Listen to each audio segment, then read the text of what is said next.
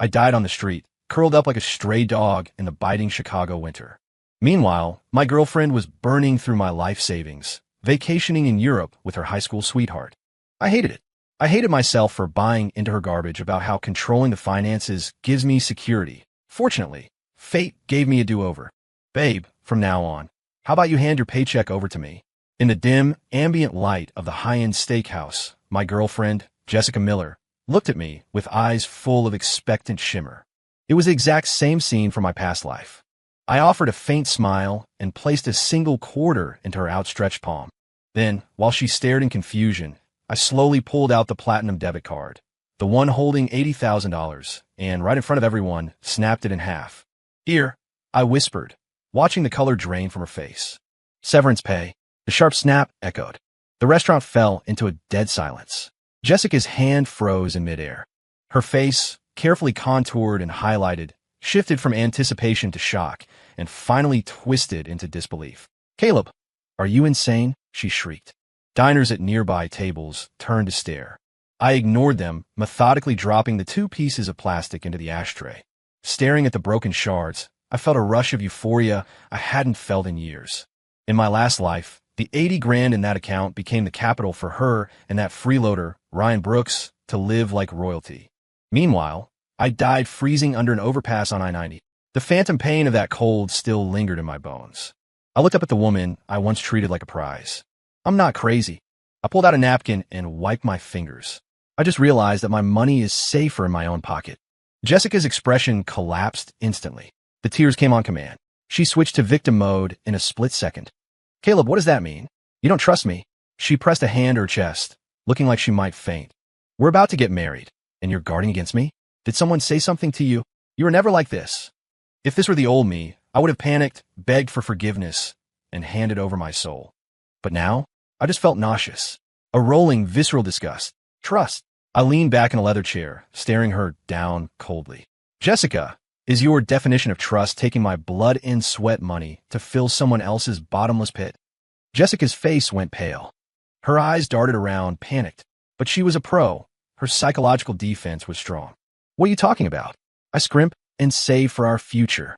I don't even buy decent clothes for myself. And you think this of me? It's heartbreaking. She grabbed her water glass and slammed it down.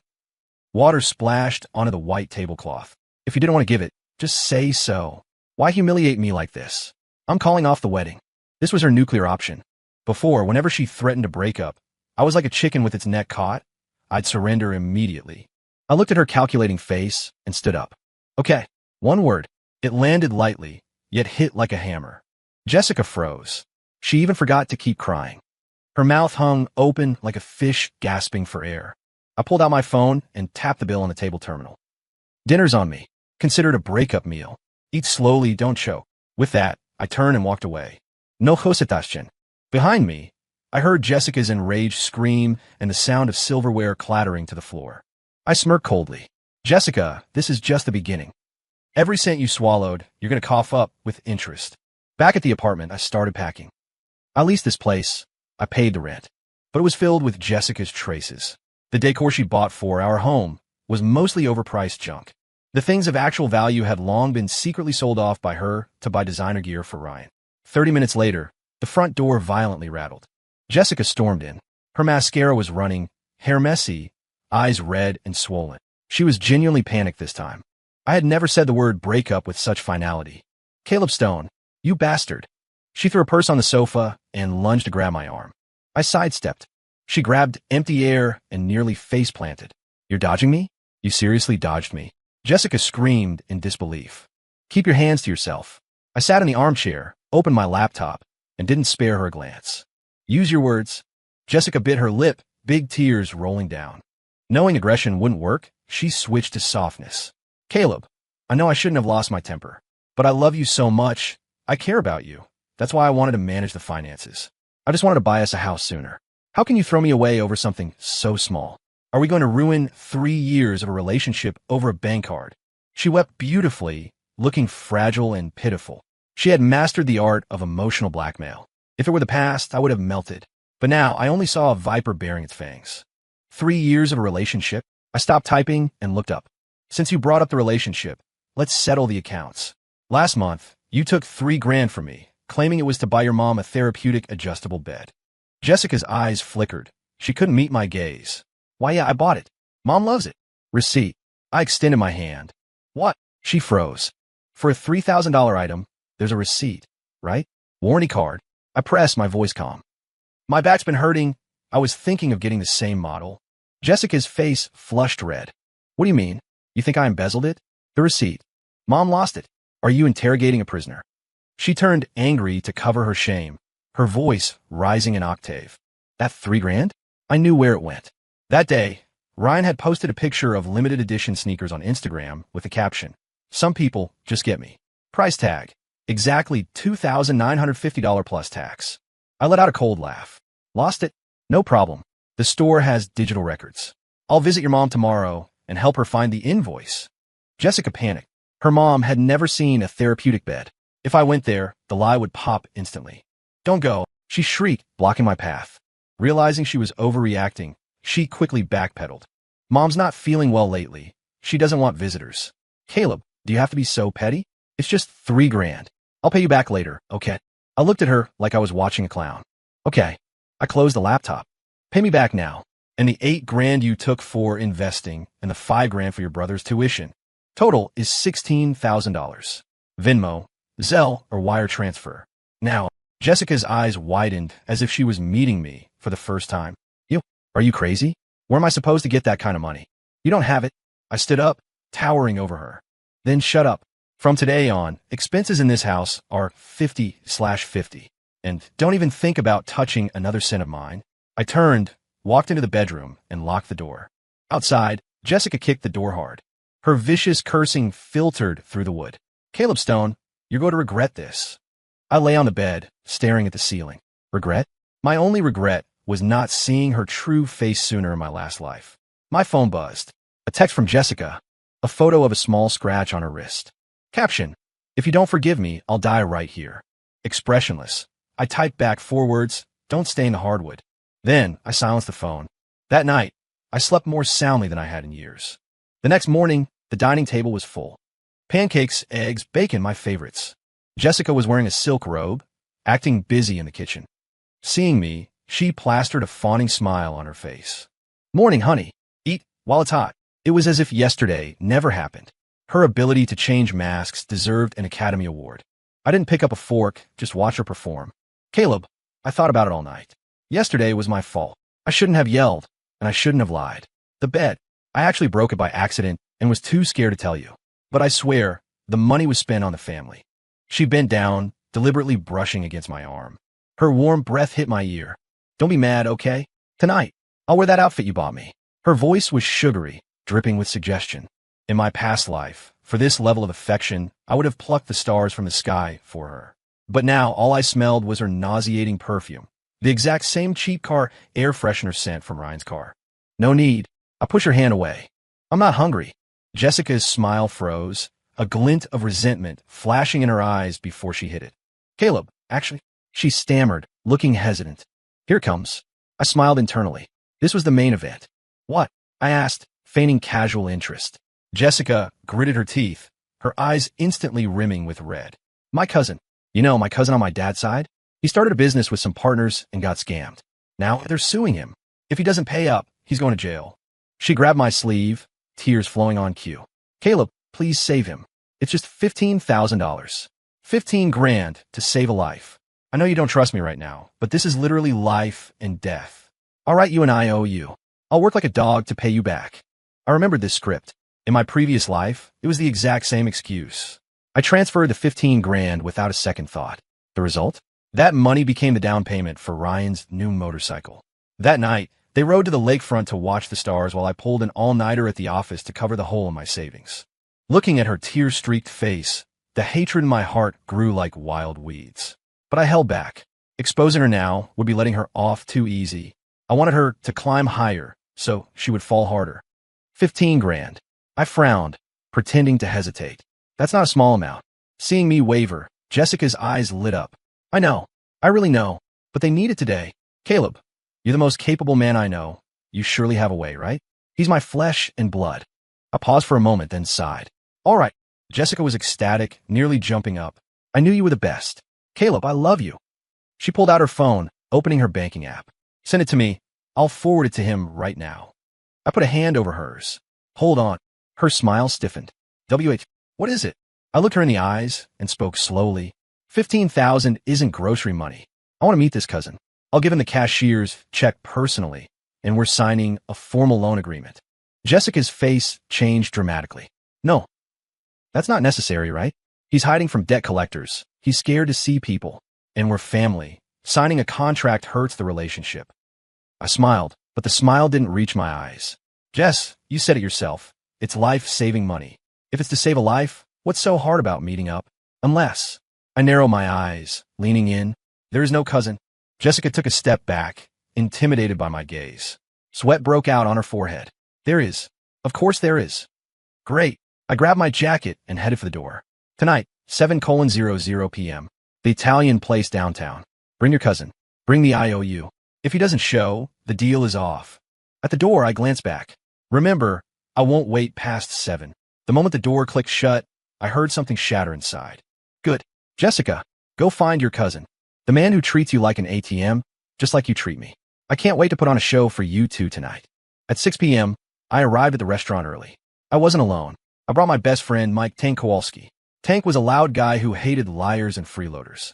In my last life, he tried to warn me about Jessica 1,000 times. I not only ignored him, but cut ties with him to defend her.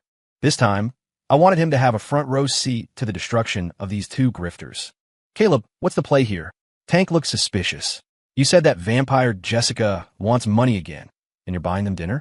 Did water get into your brain again? I poured him some water and smiled. Relax. Today, the water is boiling, and it's for scalding pigs. Tank paused, then grinned wide. All right, I knew you'd wake up eventually. To lower Jessica's guard, I Venmo'd her $500. Note, thanks for breakfast. Buy a new dress so you look nice tonight. This was bait. You have to spend a little to catch the wolf. Sure enough, within a minute, she replied with 3 heart emojis. Hubby is the best. We'll be there soon. She thought I had reverted to being her easy-to-manipulate lapdog. She thought I was already hooked. Little did she know, this was just the appetizer before the execution. 7 p.m. sharp.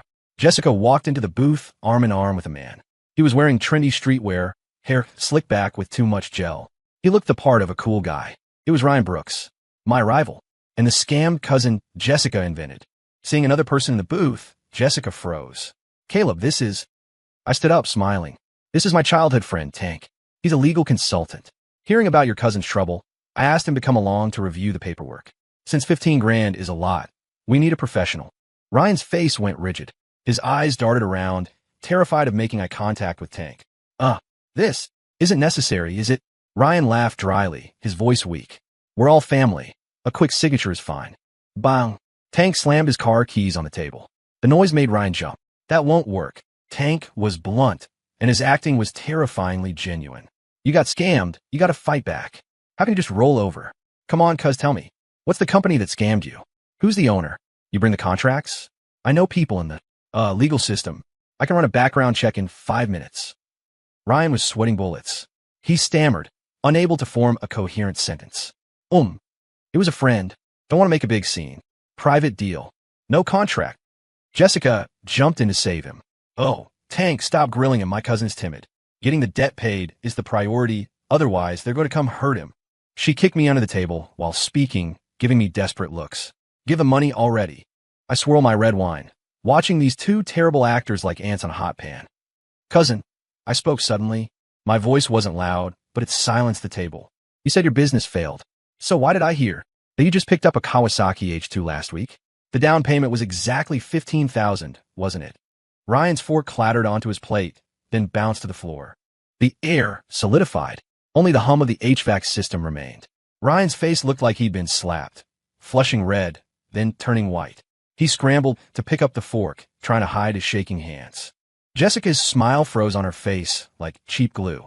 Caleb, who told you that? That's not true. That's his friend's bike. He just borrowed it for a photo. She was still struggling. I pulled out my phone and opened a screenshot. It was from a burner account Ryan used on a motorcycle forum. Picked up the beast. Thanks to my baby for the support. In the photo, he was hugging the black and green monster, grinning like an idiot. And in the background, a hand was making a peace sign. On the wrist was the Cartier bracelet I had bought for Jessica. I turned the screen toward them. The brightness was blinding. That bracelet looks familiar. Borrowed from friend too. Jessica saw the photo and her pupils constricted. She never imagined I would find Ryan's alt account. Her lips trembled, trying to form an excuse, but nothing came out. Tank figured it out immediately. He slammed the table and stood up. Holy SHD, this isn't a cousin. This is a sugar baby. Jessica, you're using Caleb's money to keep a side piece. That shout ripped away the last fig leaf. The waiter, walking in with appetizers, froze at the door. Other diners began to point and whisper. Ryan couldn't take it anymore. Guys like him, freeloaders, cared most about their fragile egos. He exploded in shame and anger, pointing a finger at me. Caleb, are you done? If you don't want to lend it, don't. Why the background check? Jessica is dating you. She didn't sell herself to you. So what if she spends some money? If you're a man, come at me. Don't bully a woman. Gaslighting at its finest. I laughed. I actually laughed. Come at you? You think you're worthy? I slowly pulled a black voice recorder from my pocket. I had planted it in the sofa cushions back at the apartment yesterday, right when Jessica made that phone call. I hit play. Max volume. Jessica's shrill, mocking voice echoed through the restaurant. That idiot Caleb, he believes whatever I say. I just have to cry a little, and he softens up. Scamming him for this 15 grand, plus the earlier stuff, is enough for our trip to the Maldives. Once I've drained him dry, I'll dump him and marry you. Then came Ryan's sleazy laughter. My baby is so smart, playing like a fiddle. The recording ended. The booth was dead silent. Jessica looked like a corpse, slumping into her chair. Ryan clenched his fists, veins bulging in his neck. Tank stared in disbelief, then spat on the floor. Disgusting. More disgusting than eating a fly. I pocketed the recorder and opened the calculator app on my phone. My tone was calm, like I was giving a quarterly business review. Jessica Miller. Ryan Brooks. Since the cards are on the table, let's tally the final ledger. Over the last year, excluding daily meals, Venmo transfers, 158 transactions. Credit card payoffs, 12 times. Luxury bags, cosmetics, electronics, 23 items. Plus the fake parents' medical bills, brothers' tuition, and investments. Total, $34,750. My fingers tapped the screen rapidly. I held up the phone, showing the final figure. Let's round it down. $34,000. You have 1 week. Pay it back. Otherwise, I pointed at the recorder. Tank, remind them. What's the sentence for felony fraud? Tank grinned, showing his teeth like a shark. For that amount, Class 3 felony. 2 to 5 years. The food in prison is free, but you'll be sewing mailbags until your fingers bleed. Jessica finally broke. She lunged across the table to grab my phone. Caleb, you can't do this. I love you. Those were just angry words. Delete the recording. Please. I sidestepped effortlessly. She crashed onto the floor, pathetic and broken. I didn't even look down. Tank, let's go. This place is dirty. I lost my appetite. Stepping out of the restaurant, the night wind hit my face. It was cold but refreshing. I knew this was just step one. The real show was yet to come. That night, I didn't return to the home. Instead, I called a locksmith. Changed the locks. Reset the keypad. All in one go. Then I hired 2 cleaners. Wearing masks and gloves, they treated Jessica's belongings like hazardous waste. Clothes, shoes, makeup, those cheap stuffed animals. Everything went in giant black contractor bags. 8 bags in total. All dumped in a hallway outside the apartment door. Done. I texted Jessica. Your stuff is in the hall. Pick it up before midnight or the building management trashes it. Then blocked. 30 minutes later, the hallway camera alerted my phone. Pounding on the door. Jessica's hysterical, screaming followed. Caleb, open the door. You can't kick me out. This is my home. I have tenants' rights. I'll sue you. I sat on the couch, legs crossed, watching the security feed on my iPad. On screen, Jessica's makeup was ruined, looking like a banshee. Ryan stood next to her, holding a motorcycle helmet, looking menacing. Don't waste breath on him. Kick it in. Ryan was brainless. Relying on his gym muscles, he actually started donkey kicking the door. Thud! Thud! The reinforced steel door vibrated, but held firm. I had upgraded this door specifically. His kicks were doing nothing but destroying his ankles. I pressed the intercom button. My voice projected into the hallway, slightly distorted by the speaker. Kick away. Every dent is destruction of property. The smart lock is $500. The door frame is $2,000. You've already done enough damage for a weekend in county jail. Ryan froze mid-kick. The threat of jail sobered him up. Seeing force fail, Jessica went wild. She grabbed the contractor bags and smashed them against the walls, ripping clothes out and scattering them everywhere. Caleb Stone, you heartless prick. I gave you 3 years. This is how you treat me? I'll ruin you. I'll tell everyone you're an abusive monster. She grabbed a potted plant by the door and smashed it. Crash. Dirt and ceramic shards exploded. Then my shoe rack, the umbrella stand. Anything she could lift became a weapon against the hallway walls. Ryan joined in, hyping her up. Smash it. Break it all. Let him see what happens when he messes with my woman. They trashed the hallway like rabid dogs. I watched the screen quietly, finger hovering over the record button. The red dot blinked, capturing every second of high-definition stupidity. When they finally exhausted themselves, sitting amidst the debris panting, I picked up my phone and dialed 911. Yes, emergency. I need to report a break-in progress. Vandalism and threats of violence.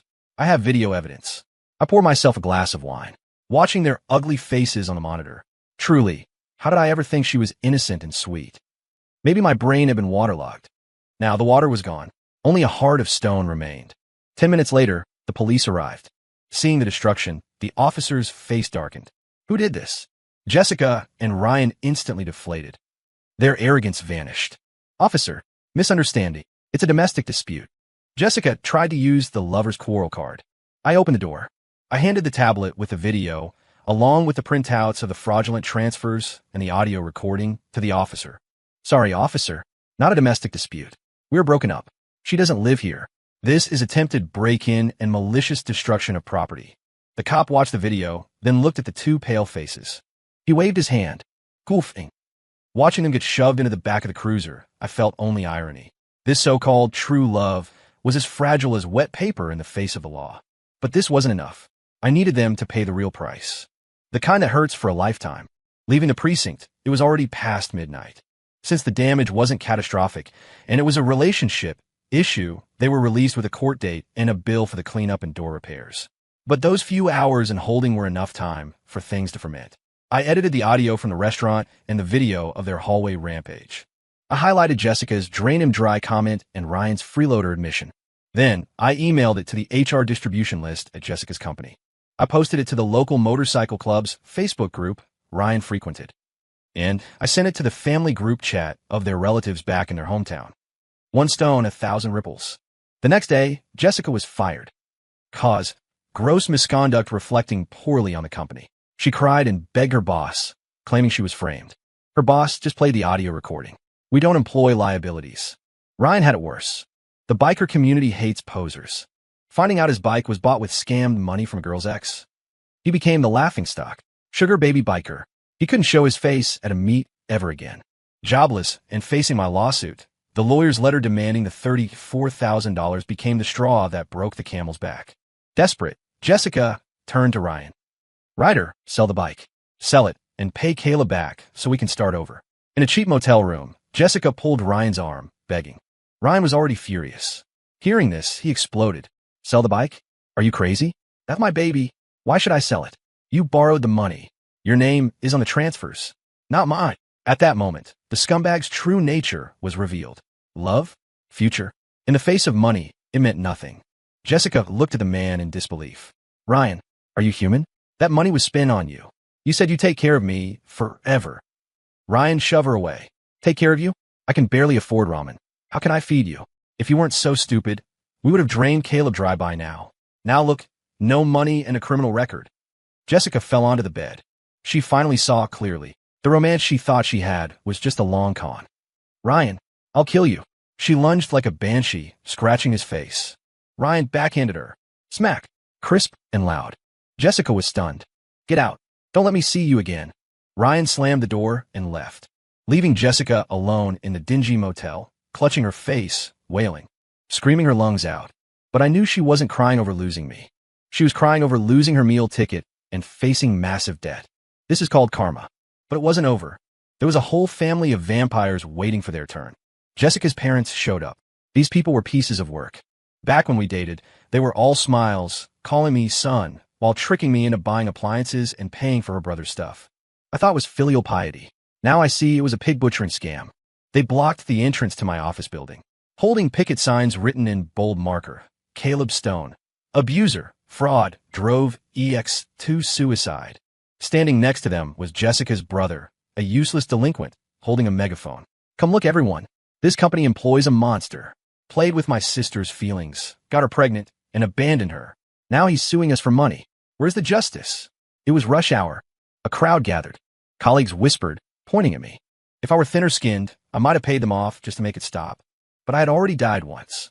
Reputation meant nothing compared to revenge. I looked at these clowns coldly. No explanation, no arguing. I pulled out my phone. 911. Yes, I have a group trespassing and harassing employees. Public disturbance. Slander. I hung up and walked toward the signs. Jessica's mom saw me coming and immediately threw herself on the ground, rolling around. Help! He's hitting me. This murderer is beating an old woman. The acting was so bad it was nauseating. I ignored her. I turned to the crowd and held up my phone, connecting it to the large Bluetooth speaker in the lobby reception area. Everyone, since you're all watching, let's look at the facts. I played the recording. Then, I cast the itemized spreadsheet of the $34,000 theft onto the lobby's digital display screen. Every line item was shocking. Brother's iPhone, $1, 200. Mom's gold necklace, $2, 000. Dad's medical bill, fake $3, 000.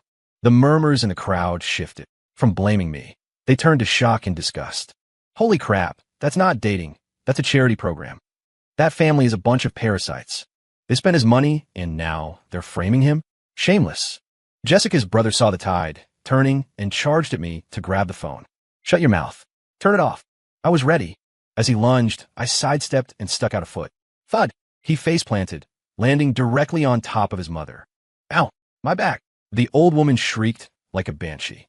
Sirens wailed. Police pushed through the crowd. Seeing the chaos, the officer frowned. You again? He recognized the family name from the previous report.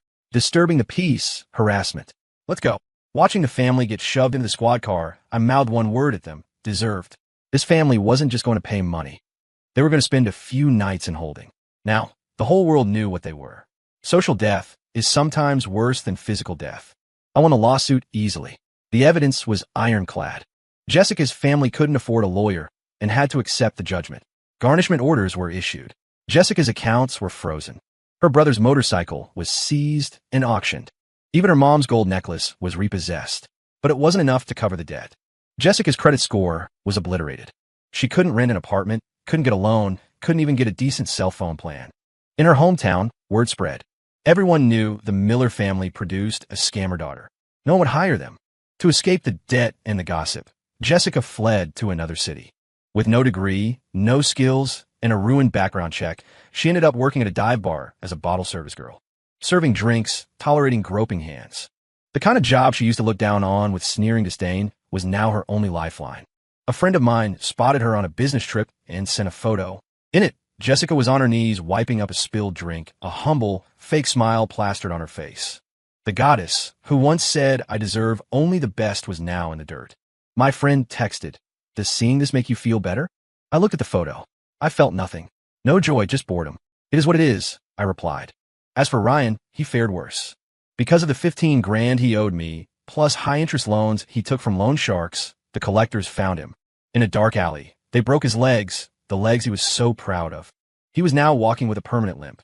Forget riding motorcycles. Walking was a struggle. His brothers abandoned him. I heard he was now working night shift at a shady internet cafe, living on instant noodles in a cloud of smoke. Maybe in his dreams, he remembered riding that Kawasaki, feeling like a king. That was the peak of his life and the beginning of his fall. Karma is real.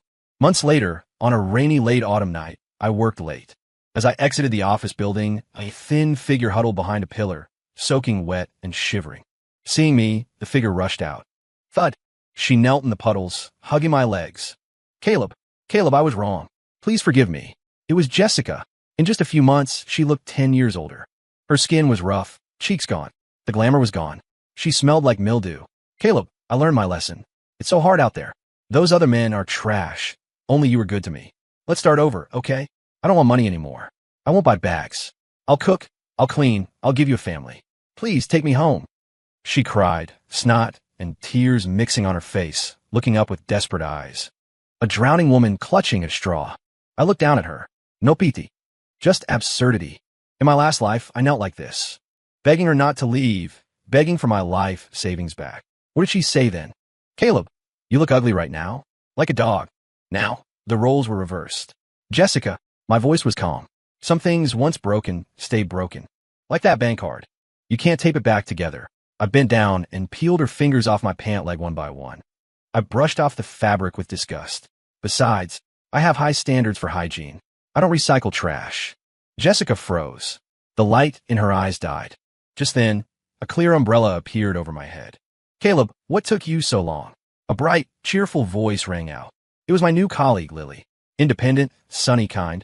She linked her arm through mine, looking curiously at the woman on the ground. Who is this? Jessica looked like she'd been struck by lightning. She stared at Lily's young, vibrant face. That was the youth and happiness she had thrown away. Shame made her want to crawl into a hole. I smiled faintly, pulling Lily closer. No one, just a beggar. With that, I walked with Lily into the rain, leaving Jessica behind. I didn't look back. Behind me, Jessica's wails were drowned out by the cold Chicago rain. I heard later that Jessica had a breakdown. A real one. She started attacking men in luxury cars on the street, screaming, "Hubby!" She got arrested, then committed. Her parents eventually dragged her back to their small town, locking her in a room. The girl who desperately wanted high society rotted away in the place she tried so hard to escape. And Ryan, he got caught stealing to pay debts. Grand larceny. 5 years. By the time he gets out, the world will have left him behind. When I heard this news, I was watering plants on the balcony of my new condo. I bought myself. Only my name on the deed. The sun was warm. Lily was humming in the kitchen. The smell of pot roast filling the air. This was life. Real, warm, solid. I put down the watering can, looking at the city skyline. The hate and pain from my past life evaporated like mist in the sun. Revenge was over. I didn't feel empty. I felt light. Because revenge isn't the destination. Living well is. Living a life 1,000 times better than theirs is the loudest slap in the face I could ever give to that garbage past. 1 year later, Lily and I got married. The wedding was simple. No convoy of limos. No extravagant banquet. Just our best friends and family. Tank was my best man. He cried harder than I did during the speech. Man, you finally, made it through the storm. The crowd laughed. I held Lily's hand, looking at the diamond ring on her finger. I bought it with my bonus. Not a massive rock, but it sparkled. Caleb Stone, do you take Lily to be your wife? The officiant asked. I looked into Lily's eyes. Only me reflected there. Clean, clear. No calculation, no grief. Ido. 2 words, heavy with promise. As we exchanged rings, I suddenly thought of that bank card I snapped in half. That was the end of my previous life, and the beginning of this one. If I hadn't snapped it that day, I might still be struggling in hell. In life, you have to be ruthless sometimes. Being ruthless to toxic people is being kind to yourself. Thankfully, I woke up in time. Thankfully, I snapped that ticket to the abyss with my own hands. And in return, I got this life, full of spring warmth and blooming flowers. Story complete.